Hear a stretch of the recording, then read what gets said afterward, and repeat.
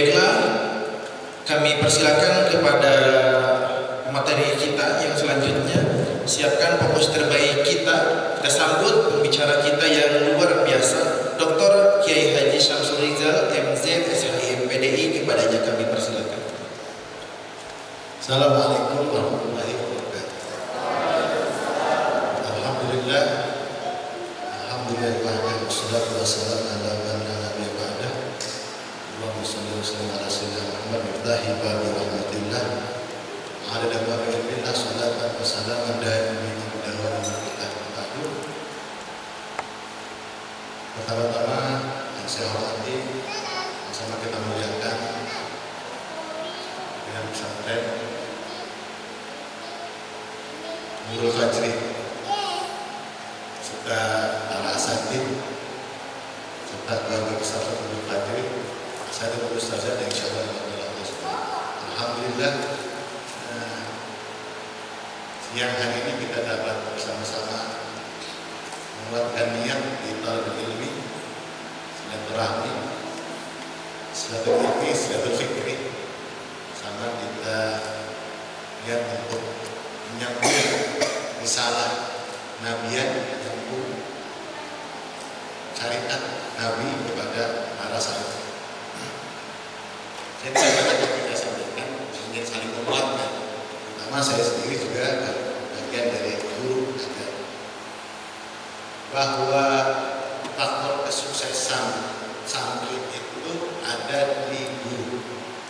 Karena ada yang mengatakan rukunnya belajar itu 3: orang tua, guru, santri. Ini rukun ini nggak boleh terlewat. Artinya rukun ini kan ada rukun, ada syarat. Kalau rukun itu ya orang tua, santri, guru. Ini semuanya harus bersinambungan. Saat ini kita fokus hanya pada guru, karena santrinya nggak ada, orang tua nggak ada. Lalu apa yang harus kita lakukan? Kita harus tahu dulu apa modal dari pembelajaran. Kira-kira apa modal pembelajaran? Modal belajar, alat untuk mengajar, alat belajar yang utama itu apa? Ada ya, alat utama dalam belajar itu. Alat utama dalam belajar, dalam mengajar itu sebetulnya di dalam makna jelas. Wallahu akhrajakum min butuni ummahatikum la ta'lamuna syai'an wa ja'ala lakum sam'a wal absar wal af'idah annakum tashkurun. Ini yang para peneliti pendidikan mengatakan semua orang yang belajar itu pada dasarnya bodoh. Dia tidak tahu. Maka Allah kasih modal. Bahasanya gini, wallahu akhrajakum, ini sebenarnya wallahu akhrajakum min butuni ummahatikum. Siapa yang melahirkan kita? Siapa yang melahirkan kita? Ibu. Siapa yang mengeluarkan kita?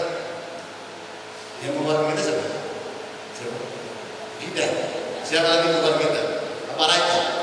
Al-Quran menjelaskan wallahu akhrajakum. Siapa yang mengeluarkan kita?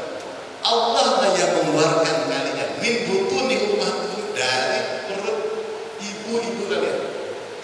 Jadi yang mengeluarkan siapa? Allah.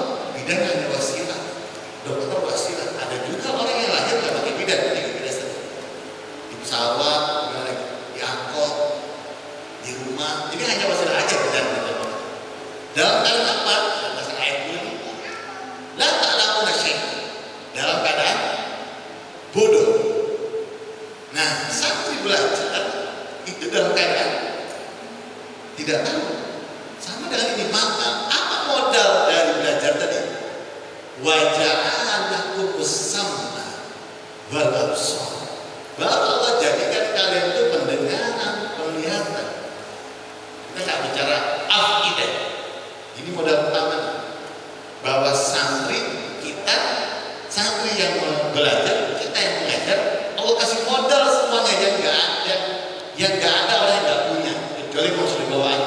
Apa itu? Pendengaran dan penglihatan. Ini modal, dan ini adalah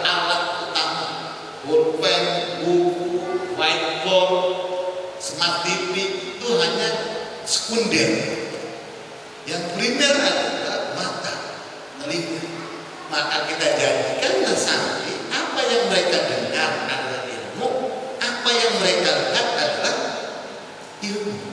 Ini yang sudah dibaca dalam besar al-absar wal afdan ala al-ashbah. Maka biasanya seorang ibu yang lagi mengandung itu hati-hati, betul nggak ini? Lagi hamil, hati loh. Bahkan saya silaturahmi ke seorang ulama, saya katakan, Kiai, ini anak saya lagi, istri saya lagi hamil. Yang keberapa? 4 bulan. Sering diajak ngobrol, kata dia. Sering disentuh ya, tapi jangan yang istri yang nyentuh, siapa? Suami yang nyentuh. Kata beliau, sunnahnya Nabi itu kalau lagi mengandung itu sering disebut-sebut Nabi dulu ketika sudah khawjah manusia Aisyah, sering disebut-sebut Ismail. Pulang saya dari Kiai, saya sebut urut istri saya sebut nama Ismail ikuti Nabi. Kenapa bisa begitu? Karena anak di dalam kandungan ibu sejak diketahui hamil itu sudah dikasih pendengaran. Berarti pengetahuan nggak? Pengetahuan buat siapa?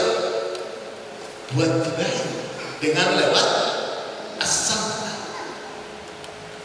Ketika ditanya Said Najib Al-Attas, Wan Guru, saya punya anak 2 tahun. Lalu apa yang harus saya ajarkan? Dari mana saya mulai mengajarkan? Apa kata beliau? Anda sudah tolak.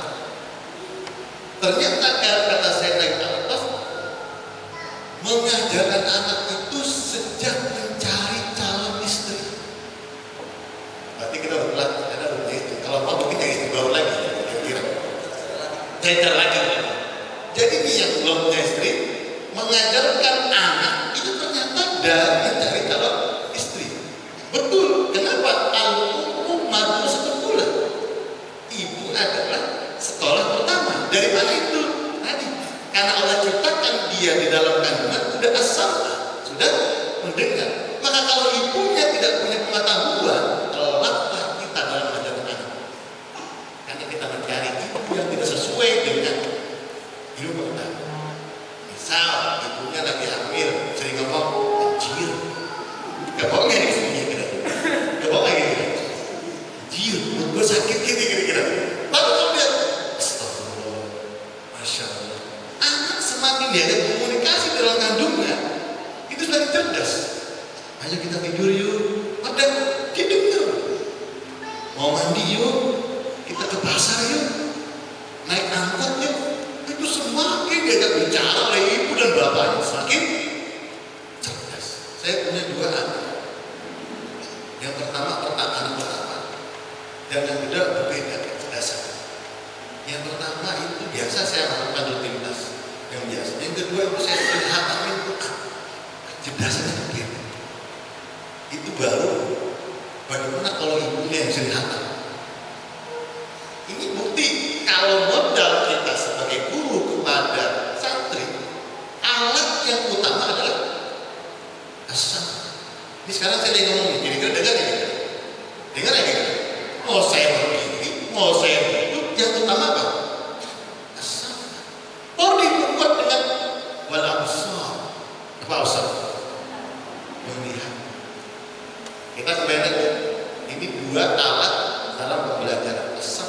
Kalau mau bahas ini panjang, ini butuh 1 SKS atau 2 SKS, 2 SKS 1 semester. Tapi kita tadi saya janji kita hanya kesimpulan. Berarti di momen berikutnya kita. Maka dalam proses mengajar kita harus sampaikan kepada santri. Apa kata kita kepada santri? Nah, santri, faktor kesuksesan itu 2.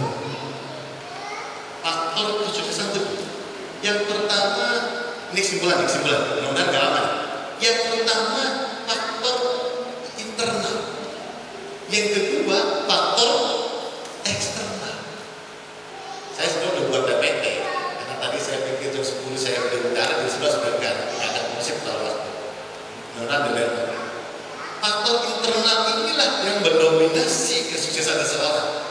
dibanding faktor eksternal. Apa saja faktor eksternal? Satu, lingkungan. Faktor eksternal. Di mana anak itu mempengaruhi kesuksesan. Lingkungan itu ada 3 nanti. Lingkungan rumah, lingkungan sekolah, lingkungan masyarakat. Ini sebulan nih kalau berdasar nanti rumah, bagaimana kurikulumnya masyarakat, bagaimana keadaan dan manajemennya sekolah itu, bagaimana pesantren itu panjangnya. Itu yang pertama, lingkungan. Mau 10 tahun kita ada di Arab Saudi, bisa gak bahasa Arab? Bisa gak? Belum tentu kalau kita bergaul sama otak. Apa otak mengatakan kepada kita kayak paham enggak? Enggak. Lingkungan mengerti. Meskipun di Arab Saudi, kalau kita bergaul sama otak, lingkungan tidak peduli. Tapi yang menentukan kita bergaul dengan otak atau tidak siapa? Diri sendiri. Faktor internal. Ini nanti 3 tahun. Pahamnya kira-kira. Yang kedua, lingkungan. Ini singkat saja. Yang pertama lingkungan. Yang kedua, teman. Teman sangat besar juga bukan. Teman itu kadang bisa mempengaruhi toksik bahasanya. Baik buruk ucapan, baik buruk tindakan. Teman. Ini biar di awal saya dibangun kita sampaikan. Kalau tidak nanti asal milih teman. Kenal boleh dengan satu teman begini. Kadang-kadang kan ada teman yang mau ayo sholat jamaah yuk. Ayo sholat jamaah anak surga. Mengaruh kayak gitu. Gedon nih, salah teman. Itu mau mana? Mau ngaji. Anak alim itu pengaruh. Tapi kalau kita bisa pilih-pilih, oh ini teman kayak gini, saya batasi, saya batasi. Dia jadi adaptable, dia adaptasi bagaimana dia berteman, yang mana yang faktor kedua. Eksternal adalah teman. Yang ketiga, eksternal ini ada faktor yang besar juga. Siapa? Otak. Siapa otak? Ya, menurut juga orang tua yang memberikan nama, yang menikahkan, yang memberikan adab. Dalam hal ini yang mencarikan guru untuk anaknya. Anak sudah tepat di Nurul Fajri. Tempat sudah oke. Temannya itu bagaimana? Itu tempat dipengaruhi oleh orang. Dengan siapa dia nikah? Orang tua bisa mempengaruhi. Kamu kalau nikah dengan yang begini, kalau teman-teman dengan begini, itu orang tua. Maka anak dari usia 0 sampai 9 tahun itu masih bagaimana kata orang tua. Tapi kalau sudah 10 tahun sampai ke 20% dia punya daya tangkap dan berpikir sendiri. Maka kesempatan golden age pada anak di usia 0 sampai 9 itu ada siapa perannya? Orang tua. Ini pembahasan panjang, harus sama orang tua kita ngaji. Yang keempat, ada guru, faktor eksternal. Guru juga mempengaruhi. Tapi guru mempengaruhi tergantung siapa? Internal. Maka saya katakan internal dalam diri sendiri itu besar daripada faktor eksternal. Faktor internal itu sangat besar. Nanti di internal ini ada 2, ada jiwa, ada raga. Ini jangan bukan kesimpulan nanti ya, panjang. Jiwa ini tugas guru. Orang tua menanamkan raga, menumbuhkan badan. Guru yang ditanam namanya jiwanya. Kita nggak peduli anak ini gemuk, kurus, jelek, hitam, dekil, buruk, ganteng, nggak peduli. Yang kita bangun namanya jiwanya. Maka betul kalau bangunlah jiwanya, bangunlah badannya. Urusan jiwa, urusan kita yang membangun. Maka jiwa ini nanti ada motivasi, ada disiplin. Kita yang sebagai mentor, motivator. Guru itu adalah motivator. Kalau Bapak PT nanti bisa japri ke saya. PT saya udah buat untuk PT. Kita cuma motivator. Tapi yang menentukan dia berlanjut disiplin dengan tidak siapa? Dirinya sendiri. Makanya wa Musa rabbahu Jibril kafirun, wa Musa rabbahu Fir'aun mursal. Ada Nabi Musa yang diasuh oleh Fir'aun jadi nabi, sementara Musa yang diasuh oleh Fir'aun menjadi kafir. Guru tidak menentukan, tergantung bagaimana diri. Lingkungan tidak menentukan. Nabi Musa yang diasuh lingkungan kafir, lingkungan Fir'aun jadi nabi. Musuh itu enggak jadi bahan batak susah. Tapi diri sendiri lah ya.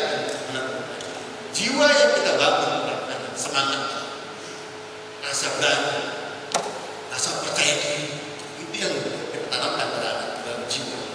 Maka proses membangun jiwa ini panjang, nanti nggak jadi kesimpulan. Terakhir, saya sering mengumpamakan santri dengan guru itu ibarat sebuah handphone besar. Ya, Pak. Handphone Android Android. Kira-kira bisa saya pakai nggak? Bisa saya pakai? Belum tentu. Kalau nggak ada baterai, ya baterainya full 100 bisa saya pakai? Belum tentu juga, betul. Daripada salah. Kalau nggak ada pulsanya, pulsanya penuh, kuota ada, baterai penuh, bisa saya pakai? Belum tentu juga. Kalau sinyalnya nggak ada, 5G, 4G, 3G. Nah, ini santri dengan gurunya 5G. Kalau 5G, menggebu-gebu gurunya, wah, cicilan gurunya. Tapi santrinya 3G, hidup. Kira-kira sinyal apa? Nggak bisa. Ini yang harus kita sampaikan kepada santri. Saya mobil mau gebu-gebu, kamu di sana tidur, Jibril sekalian ada sini, kamu tak bodoh. Anak saya 5G, kamu hapus. Nggak ada sinyal. Paham di sini? Ini yang penting. Jadi nggak bisa cuma guru yang saya sampaikan. Santri. Ini motivasi guru terhadap santri. Ini terakhir. Maka saya ada prinsip siaplah. Apa? Siaplah. S pertama guru harus sabar. S pertama guru harus. Kalau nggak sabar, bukan guru. Guru kan sudah salah ya, Ustaz. Ngojek, nggak ngojek ada tambahan. Masa guru jadi online? Kan jelek banget. Masa guru pinjol? Kan nggak pantas. Maka harus sabar. S pertama. Yang kedua ikhlas, siaplah. Yang kedua kalau ikhlas itu kayak kita buang air besar, Ustazah. Udah yang kita keluarin pernah kita pikirin? Nggak pernah kita buang air kita pikirin kemana ya ini? Lari pernah itu ikhlas. Ya bahasa sederhana gitu. Ya udah yang kita sampaikan, yang kita berikan pada anak, yang kita sampaikan kepada pesantren. Udah bisa pikirin lah nominal. Saya sering tanaman orang tua saya. Jangan lihat guru itu bekerja, tapi lihatlah guru itu pengertian. Dan dari saya dari ngajar nggak pernah saya lihat gaji slipnya berapa. Ya lah itu urusan slip gaji saya dengan benar. Berapa enggak? Itu orang tua saya namanya. Karena tadi biar saya ngajar udah kayak orang berak. Gak peduli kemana perginya gitu bahasa. Ikhlas tapi siap. Dia apa? Saya tahu. Aktif. Guru jangan diam, kecil. Guru tuh harus aktif. Bergerak ke sana, bergerak ke sini, cari informasi baru, cari aktif. Yang singkat tadi kalau berdasarkan kan saya udah buat sekolah kan ya. Siap. Yang keempat apa? Baik, percaya. Apa yang kita sampaikan ini adalah ilmu. Maka harus siap. Membekalah ilmu. Percaya diri, jangan minder. Kita sebagai guru harus percaya. Jadi ustaz, jadi ustazah, asatidz atau ustazah harus percaya. Ini adalah pekerjaan yang mulia. Kita adalah meneruskan warisan Nabi. Ilmunya para nabi. Harus percaya, nggak boleh minder. Apa pekerjaannya? Nggak percaya lagi. Guru, dosen, harus ustazah. Itu percaya. Baru lahnya adalah lillahi ta'ala. Ada Allah ayat batin. Wallahu muwaffiq ila aqwamit. Assalamualaikum warahmatullahi wabarakatuh.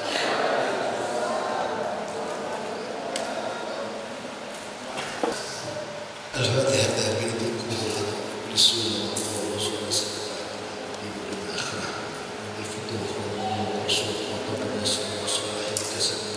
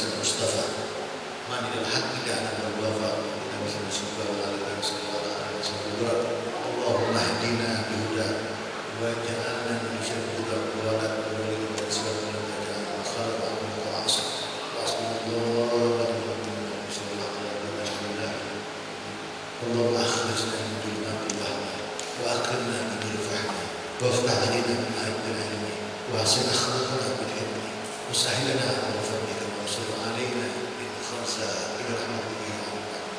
يقدس سبحان ربك رب العزة عما يصفون وسلام على المرسلين